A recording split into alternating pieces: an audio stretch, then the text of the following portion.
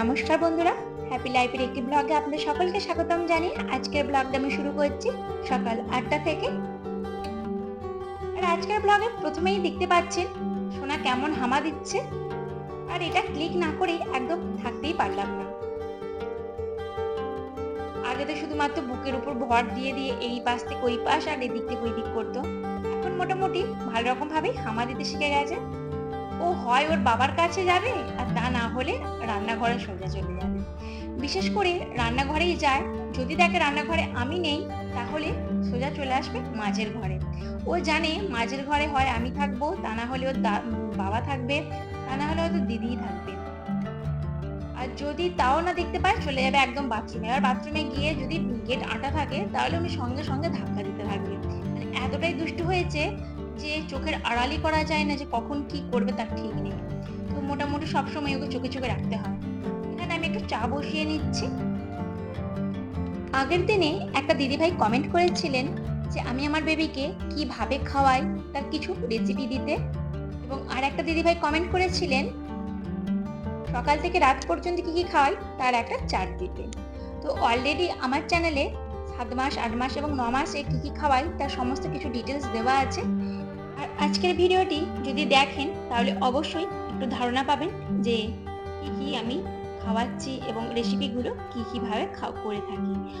তো আজকে আর daily chart অবশ্যই শেয়ার করছি না, খুব শীঘ্রই 10 মাস ওকে কি কি সকাল থেকে রাত পর্যন্ত খাওয়াই এবং ডেলি রুটিনটা অবশ্যই আপনাদের সাথে শেয়ার করব। তবে আজকে কিন্তু ওকে একটু স্যুপ বানিয়ে দেব, তার রেসিপিটা অবশ্যই আপনাদের সাথে শেয়ার করছি। আর এখন যেমন বানিয়ে নিচ্ছি সাবু, যে পরিমাণে গরম পড়েছে সাবুটা কিন্তু অবশ্যই দিতে পারেন। যেমন পেট ঠান্ডা থাকে তেমনি কিন্তু পেটটা অনেকক্ষণ ভর্তিও থাকে। এখানে আমি দিয়ে দিচ্ছি সামান্য পরিমাণে মিছরি। তবে এখানে আপনারা যদি মিছরি না দিতে পারেন তবে আমি একটু ডক্টরকে জিজ্ঞাসা করেছিলাম, উনি কিন্তু বলেছিলেন যে খেতে এমনিতে ভালো লাগবে না, সেক্ষেত্রে একটু মিছরি দেওয়া যায়। তো মিছরি আমি এখানে একটু দিয়েই দিলাম। আজকে রান্নার অতটাও তাড়া নেই, মানে সবজি কাটার কোনো রকম ঝামেলা নেই। আজকে শুধুমাত্র চট জলদি একরকমই রান্না করব, ওই যে মাংস আর ভাত। মাংস আর ভাত হলে কিন্তু খুব বেশি সবজি কাটারও দরকার হয় না, আর নানান ধরনের রান্না বান্না করারও দরকার হয় না। ওই একরকম ভাবেই একটু মাংস ভাত আর একটু ভাজা করে নিলে কিন্তু ঝামেলা মিটে যায়। নানান ধরনের সবজি কাটা কুটি এই সমস্ত কিছু করতে করতে কিন্তু অনেকটা সময় ব্যাহত হয়। এখানে মেয়েটার জন্য যেভাবে স্যুপ বানিয়ে নিই সেটাই আপনাদের সাথে শেয়ার করে নিই। এখানে মাংসটা কিন্তু আমি প্রথমে হালকা করে নেড়ে নিচ্ছি। আর কতটা পরিমাণে তেল এখানে ইউজ করেছি নিশ্চয়ই দেখতেই পারছেন, একদম সামান্য পরিমাণে তেল দিয়েছি। আর এখানে সবজির মধ্যে নিয়েছি পেঁপে, সামান্য পরিমাণে আলু, বিম কড়াই, কুমড়ো, গাজর আর ঝিঙে।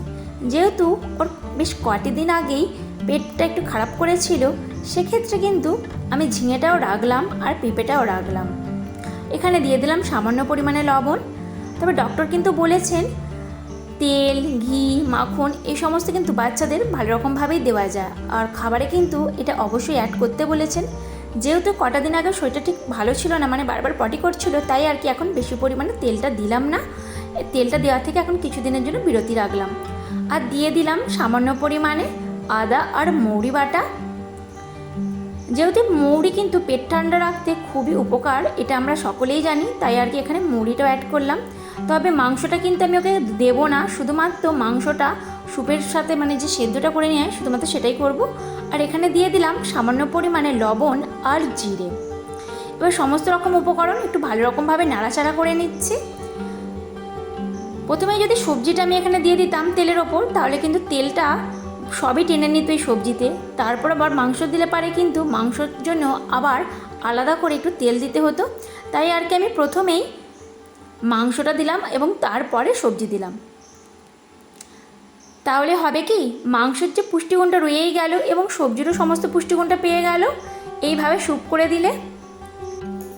তবে জানেন, ওকে কিন্তু আমি এই একেবারে সমস্ত রকম যে সবজি খাওয়াচ্ছি একেবারে অভ্যস্ত করে তুলতে পারিনি।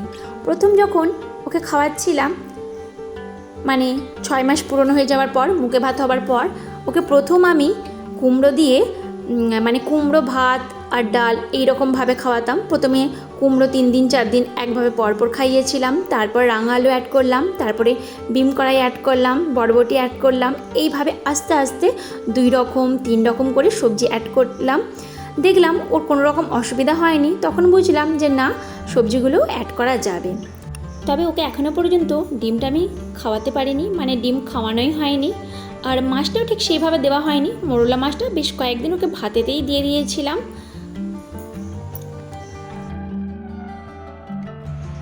এই যে বন্ধুরা দেখুন, আরে সোনাকে নিয়ে রান্না করতে হচ্ছে। সোনা, একটু হাসি করে দাও তো। ওকে নিয়েই রান্না করতে হচ্ছে একবার করে। এই যে আসছি রান্নাঘরে, ঘেমে যাচ্ছে। রান্না বসিয়েছি, দুদিকে একদম আস্তে মতন করে দিয়েছি। একটু করে বাইরে নিয়ে নিয়ে ঘুরছি আর একবার করে এই যে যাচ্ছি। এখানে পাখাটা চলছে বলে এই যে একটু করে পাখার তলায় দাঁড়িয়ে আছি। আর এই পাখার আবেশটাই আবার রান্নাঘরে যাচ্ছে। তো জোর খুব দিতেও পারছি না ওভেনগুলো, তাহলে আবার পুড়ে যাচ্ছে রান্না বান্না। আবার যেহেতু আস্তে করছি, ওই যে পাখার হাওয়াটা এসে লাগছে, মানে সব দিক দিয়ে প্রবলেম হয়ে যাচ্ছে আর কি। ওকে যে একটু বসাবো, এত হামাগুড়ি দিতে শিখেছে না, হামা দিয়ে দিয়ে এই দিক ওই দিক করে চলে যাচ্ছে। আর আমি তো পুরো ঘেমে গেছি, ওকে নিয়ে রান্না করতে হচ্ছে আজকে। এত দুষ্ট হয়েছে না, আমি যে রান্নাঘরে যাচ্ছি আমার সাথে সাথে রান্নাঘরে চলে যাচ্ছে। ওর বাবার কাছে মাঝে মধ্যে চলে যাচ্ছিল। আর দিদিকে তো কোনো কথাই নেই, দিদিকে একদম অতিষ্ঠ করে মারছে।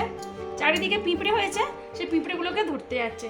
তাই আর কি কোলে করে নিয়ে নিয়ে রান্না করতে হচ্ছে। আমি এই তরকারিটা শুধু বসিয়েছি। তো চলুন ভিডিওটি কন্টিনিউ করা যাক, আপনারা দেখতে থাকুন, আশা করছি আপনাদের ভালো লাগবে।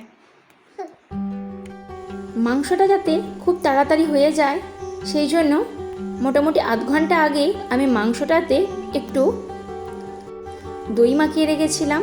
আর মাংসটা কিন্তু আজকে হালকা করে ভেজেও নিয়েছি যাতে খুব তাড়াতাড়ি হয়ে যায়। আগের দিনে একটা দিদিভাই জিজ্ঞাসা করেছিলেন যে সারাদিনে কতটুকু জল খায়। মোটামুটি 350 থেকে 400 জলও খেয়েই নেয়। খাবার পরিমাণটা যে খুব একটা বেশি খায় তা না, কিন্তু জলের পরিমাণটা কিন্তু ওর দেখি ওর ভালো রকমভাবেই চাহিদা আছে। তো যখন প্রচণ্ড পরিমাণে গরম পড়েছিল তখন কিন্তু আরও বেশি পরিমাণে জলটা খাচ্ছিল।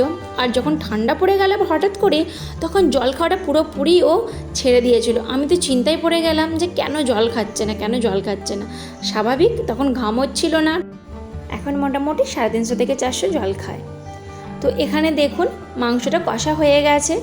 আর আজকে আর সেই রকমভাবে কিছুই করব না, এই যে মাংসটা করছি আর তার সাথে একটু কলমি শাক ভাজা। কলমি শাকটা যেহেতু বাড়ির মধ্যেই হয়ে আছে, তো ইজিভাবেই খুব তাড়াতাড়ি তুলেও ফেলা যায় আর তাড়াতাড়ি একদম চটজলদির মধ্যে কেটে সঙ্গে সঙ্গে রান্নাটাও বসিয়ে দেওয়া যায়। আর সমস্ত রকম পুষ্টিগুণটা বেশ বজায় থাকে জানেন, একদম টাটকা টাটকা তুলে ভাজতেও বেশ ভালো লাগে। যতই বাজার থেকে কেনা হোক না কেন, নিজেদের বাড়ির চাষের জিনিস কিন্তু খেতে আরও বেশি সুস্বাদু লাগে। আগের দিনে আপনাদেরকে দেখিয়েছিলাম যে দই বসিয়েছি, দেখুন দইটা ঠিক কতটা সুন্দর পরিমাণে বসেছে।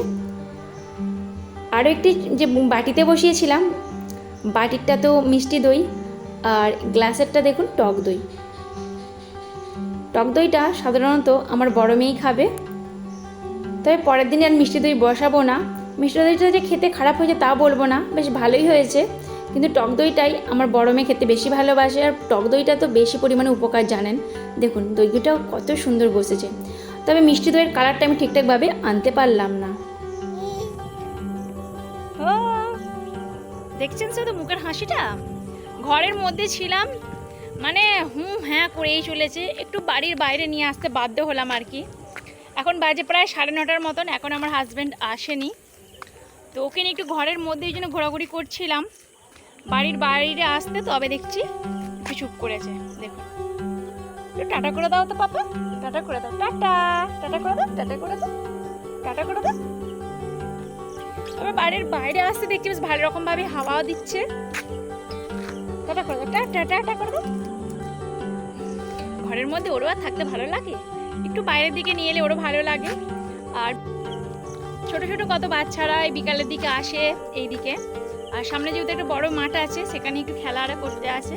আর আমাদের বাড়ির পাশ দিয়েই যাবে, আর ওর কি আনন্দ তাদেরকে দেখে টাটা দেবে, হ্যাঁ করে ডাকবে। ওর বাবারও আসার টাইম হয়ে গেছে, তাই একটু বাইরে দাঁড়িয়ে গেছি।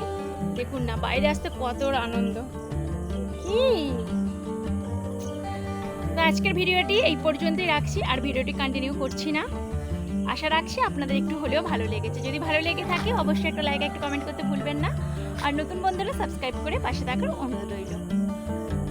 আর আপনাদের যদি কোনো রকম ইনফরমেশন দেবার থাকে অবশ্যই কিন্তু আমার কমেন্ট বক্সে রেখে যেতে ভুলবেন না। পাপান টাটা করে দাও তো, গুড নাইট বলে দাও। টাটা টাটা, একটু কেসে দাও তো, খক করে একটু কেসে দাও তো। আজকে আর কিছুই করছে না, এই অ্যাক্টিভিটিগুলো এখন নতুন শিখেছে।